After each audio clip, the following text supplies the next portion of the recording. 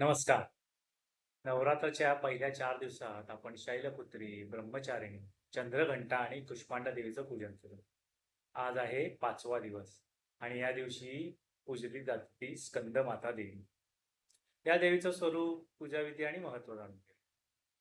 स्कंदमाता देवी कोण होती? स्कंदमाता म्हणजे भगवान कार्तिकेयाची माता. कार्तिकेयाला स्कंद असेही म्हणतात. म्हणून या स्वरूपाला स्कंदमाता असं म्हणतात. त्यांचं स्वरूप अतिशय कोमल, मातृत्वाने भरलेलं आहे.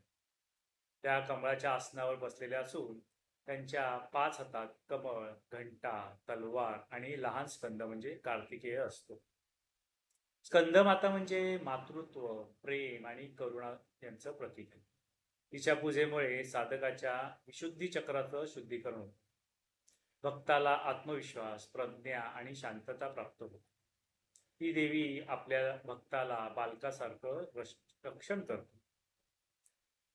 पूजनासाठी स्कंदमातेची प्रतिमा किंवा मूर्ती कमळावर बसवलेली असावी. सजावटीसाठी पांढरी व पिवळी फुलं वापरावी. देवीला केळी, पिवळी फुलं आणि शुद्ध तूप प्रिय आहे. म्हणून या दिवशी केळ्याचा नैवेद्य अर्पण करावा. या दिवशी जपला जाणारा मंत्र म्हणजे ओम देवी स्कंदमाताये नमः. या मंत्राच्या जपाने भक्ताला ज्ञान आणि शांती मिळते. मग नंतर दिवा लावून आरती करावी. देवीकडे प्रार्थना करावी की घरात ऐक्य, शांती आणि सुख नांदो.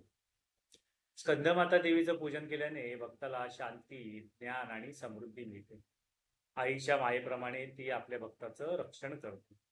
कुटुंबातील तणाव, कलह नाहीशी होतात आणि प्रेम, एकता वाढते. हा दिवस गृहस्थांसाठी विशेष शुभ मानला जातो.